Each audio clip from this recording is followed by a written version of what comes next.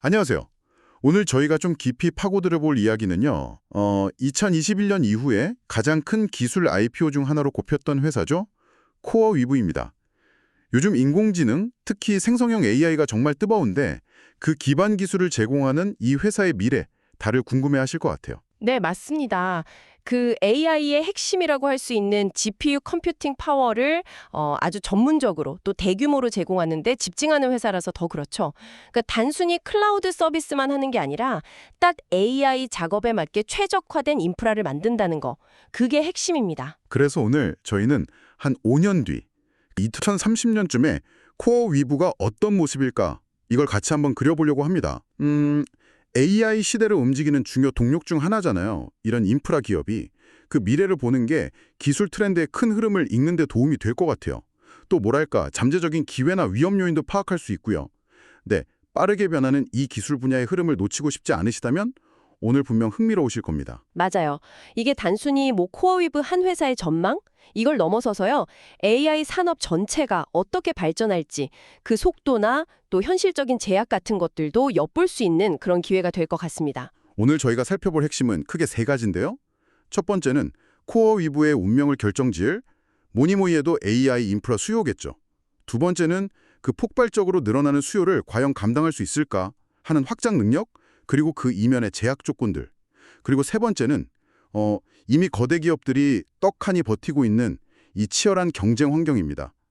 이 세 가지를 좀 따져보고 이걸 바탕으로 2030년 코어위브의 가능한 시나리오 몇 가지를 전망해 보겠습니다. 좋습니다. 그럼 일단 코어위브가 어떤 회사인지 그 기본적인 특징부터 좀 명확히 하고 시작하는 게 좋겠네요. 네, 코어위브는 스스로를 AI 하이퍼스케일러라고 부르더라고요. 사업 모델이 아주 명확해요. AI 시스템, 특히 요즘 많이 이야기하는 대규모 언어 모델, LLM 같은 생성형 AI 애플리케이션 있잖아요. 이걸 위한 고성능 컴퓨팅 인프라 제공, 여기에 완전히 집중하고 있습니다. 그러니까 일반적인 클라우드 회사들이 뭐랄까 여러 서비스를 다 파는 백화점 같다면요. 코어위브는 딱 AI라는 특정 분야에 필요한 아주 최고 사양의 컴퓨팅 자원을 제공하는 전문관 같은 거죠. 엔비디아의 최신 GPU를 대량으로 딱 확보해서 이걸 AI 연산에 최적화된 형태로 제공하는 거.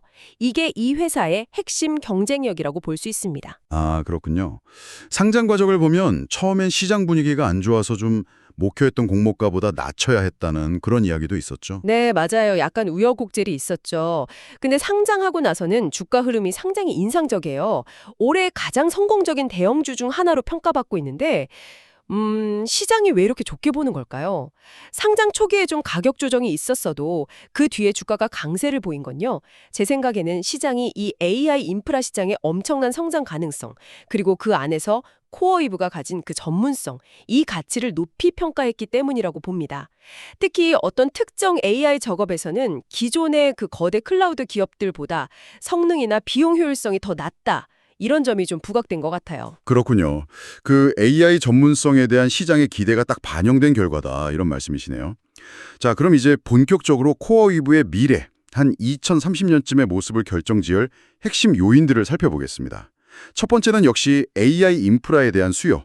이게 흔들리면 다 의미가 없어지는 거겠죠? 당연하죠. 코어위브의 존재 이유니까요. 현재 수요만 봐도 어마어마합니다. 가장 최근 분기 매출이 작년 같은 기간보다 3배 이상 늘었다는 거. 이게 딱 보여주는 거죠. AI 모델 만들고 훈련시키고 또 이걸로 실제 서비스 돌리는 데 필요한 그 컴퓨팅 파워. 여기에 대한 갈증이 그만큼 심각하다는 뜻입니다. 와, 3배 이상 성장이라니. 정말 놀라운 속도네요. 네. 근데 여기서 더 주목해야 할 점은요. 이 엄청난 수요가 어쩌면 이제 시작일 수도 있다는 거예요. 예를 들어서 그 스스로 목표 세우고 복잡한 작업까지 하는 에이전틱 AI라는 기술이 있잖아요. 이게 이제 막 가능성을 보여주는 단계거든요. 이게 만약에 본격적으로 확산된다. 그럼 필요한 컴퓨팅 자원은 지금보다 훨씬 더 늘어날 수밖에 없어요. 거기다 더 나아가서 예전엔 공상과학 영화에나 나왔던 개념들 있잖아요. 범용인공지능, AGI나 아니면 초지능, ASI 같은 거요. 이것도 이제는 주요 빅테크 기업들이 아주 진지하게 연구개발 목표로 삼고 있다면서요. 이게 진짜 현실이 된다면 필요한 인프라 규모는 상상하기조차 어렵겠는데요. 맞습니다. 아직은 좀 먼 미래 이야기처럼 들릴 수도 있지만요. 만약에 이 AGI나 ASI 개발 경쟁이 본격화되고 뭔가 눈에 보이는 성과가 나오기 시작한다면요. AI 인프라 수요는 정말 폭발이라는 말이 딱 어울릴 정도로 증가할 수 있습니다. 코어웨이브 입장에서는 그야말로 엄청난 기회가 열리는 거죠. 네, 엄청난 기회인 건 분명한데 바로 그 점 때문에 두 번째 요인으로 넘어가야 할 것 같아요. 확장 능력과 제약 조건.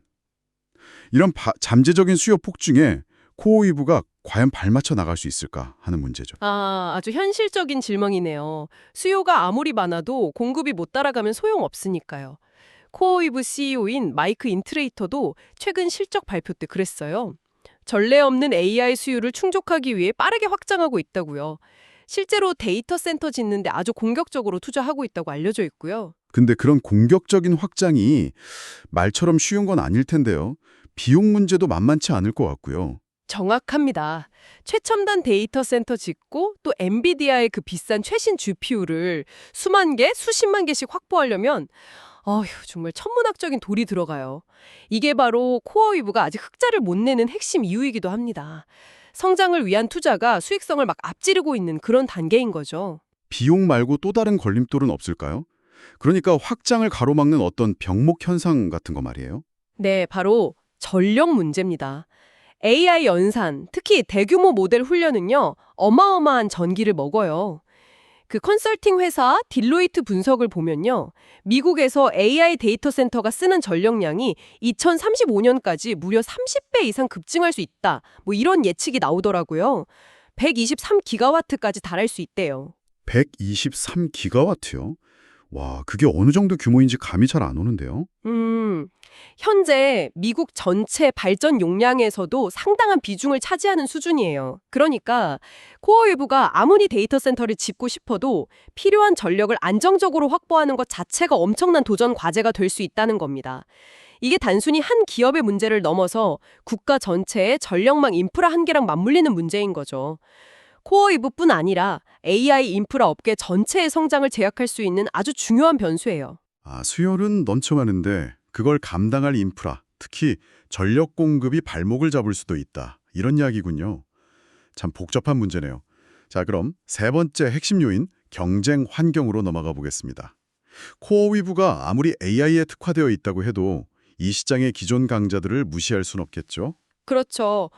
아마존 웹서비스, AWS, 마이크로소프트 애저나 구글 클라우드, GCP 이름만 들어도 다 아는 그런 거대 기업들이 딱 버티고 있잖아요. 이 회사들은 막강한 자본력은 기본이고 이미 전 세계에 깔아놓은 방대한 데이터 센터 인프라 또 엄청난 고객 기반을 가지고 있죠. 정말 듣기만 해도 골리앗과의 싸움처럼 보이는데요. 이런 거대 기업들하고 경쟁해서 코어위브 같은 전문 기업이 살아남으려면 어떤 전략이 필요할까요? 중요한 지적이세요. 특히 만약에요, 이 AI 인프라 수요 증가세가 생각보다 좀 둔화된다 이런 시나리오가 오면요, 이 거대 경쟁사들의 압박은 훨씬 더 거세질 수 있습니다. 이 회사들은 그 막대한 자본력으로 가격 경쟁을 확 주도하거나 아니면 자체적으로 AI 특화 서비스를 강화하면서 코어위브의 영역을 파고들려고 할 수 있거든요. 결국은 뭔가 기술적인 차별화 아니면 특정 분야에서 확실한 우위를 계속 지켜나가는 거. 이게 관건이겠군요. 맞습니다. 특정 AI 워크로드, 예를 들면 아주 큰 모델 훈련이라든지 아니면 추론 작업 같은 데서요. 경쟁사보다 확실히 성능이 좋거나 아니면 비용 효율성이 뛰어나다는 걸 보여줘야 해요. 또 빠르게 변화하는 AI 기술 트렌드에 맞춰서 민첩하게 서비스 개선하고 핵심 고객들이랑 파트너십을 더 강화하는 거. 이것도 생존과 성장을 위한 필수 전략이 될 겁니다. 자, 지금까지 AI 인프라 수요, 그리고 확장 능력과 제약, 마지막으로 경쟁 환경이라는 세 가지 핵심 변수를 짚어봤습니다. 이제 이 변수들이 어떻게 조합되느냐에 따라서 달라질 수 있는 2030년 코어위브의 미래 시나리오를 좀 더 구체적으로 살펴보겠습니다. 가장 긍정적인 시나리오부터 시작해볼까요? 네, 이른바 AI 수요 빅뱅 시나리오죠. 아까 이야기했던 그 에이전틱 AI가 아주 널리 쓰이고 더 나아가서 AGI나 ASI 같은 혁신적인 AI 기술 발전이 눈에 보이면서 관련 인프라 수요가 그야말로 기하급수적으로 폭증하는 그런 상황을 가정하는 겁니다. 이야, 이런 꿈 같은 시나리오가 현실이 된다면 코이브의 성장세는 정말 어마어마하겠는데요. 그렇죠. 이 시나리오에서는요, 2030년에 코어 위브 연 매출이 2천억 달러를 넘을 수도 있다. 뭐 이런 전망까지 나와요. 현재 인터넷 서비스나 인프라 산업의 평균 주가 매출 비율, PS 비율이 한 8배 정도 되거든요. 이걸 그냥 단순하게 적용해도 시가총액이 최소 1조 6천억 달러, 이 정도에 달할 수 있다는 계산이 가능해요. 1조 6천억 달러면 지금 가치 기준으로 5년 만에 거의 23배, 20배 이상 성장한다는 거네요. 와, 정말 엄청난 숫자입니다. 네, 근데 이 장밋빛 전망에도 한 가지 좀 고려할 점이 있어요. 바로 인수합병 가능성입니다. AI 인프라 시장의 중요성이 이렇게까지 커진다면 AWS나 구글, 마이크로소프트 같은 이 거대 기업들이 자기들 역량을 빨리 확보하려고 코어 위브를 탐낼 수 있다는 거죠. 직접 경쟁하기보다는 그냥 아예 사버리는 전략을 택할 수도 있어요. 아, 자체적으로 그만한 인프라랑 노하우를 구축하는 것보다 그냥 코어위브를 인수하는 게 더 빠르고 확실할 수도 있겠군요. 그렇죠. 어떻게 협상하느냐에 따라 달라지겠지만요. 만약에 AI 수요 폭증의 좀 초기 단계에서 인수가 결정된다면 코어 웨이브가 가진 그 궁극적인 성장 잠재력을 다 반영하지 못한 가격에 매각될 수도 있습니다. 투자자 입장에서는 뭐 20배 이상 성장을 기대했는데 그거보다 좀 낮은 수준에서 M&A로 조기에 딱 끝나버릴 수도 있다는 거죠. 아, 낙관적인 시나리오에도 그런 변수가 숨어 있군요. 그럼 다음으로 좀 더 현실적인 중간 경로, 견조한 성장 시나리오를 살펴보겠습니다. 네, 이 시나리오는 AI 인프라 수요가 막 폭발적이진 않더라도 꾸준하고 아주 탄탄한 속도로 성장을 계속 이어가는 경우를 생각하는 겁니다. 예를 들어서 앞으로 한 5년 안에 AGI나 ASI 같은 아주 급격한 변화는 없더라도요. 에이전틱 AI가 점진적으로 확산되고 또 다양한 산업 분야에서 AI 도입이 꾸준히 늘어나는 그런 상황이죠. 이 경우에는 코이브의 선장을 어느 정도로 예상해 볼 수 있을까요? 2030년 기준으로 연 매출 한 600억 달러 정도로 예상해 볼 수 있습니다. 이게 월스트리트 분석가들이 지금 예측하는 2025년 매출 전망치보다는 한 12배 정도 증가한 규모예요. 여전히 아주 가파른 성장세라고 할 수 있죠. 600억 달러 매출에 아까 말씀하신 그 업계 평균 PS 비율 8배를 적용하면 시가총액은 어느 정도 수준이 될까요? 약 4,800억 달러 정도로 추산됩니다. 이 목표치에 도달하려면 현재 주가 수준에서 대략 한 7배 가까이 상승해야 하는 거죠. 아까 봤던 그 초낙관적 시나리오보다는 훨씬 현실적이면서도 여전히 투자자들한테는 꽤 매력적인 수익률을 제시하는 시나리오라고 할 수 있겠습니다. 네, 마지막으로 가능성은 좀 낮을지 몰라도 반드시 고려해야 할 시나리오죠.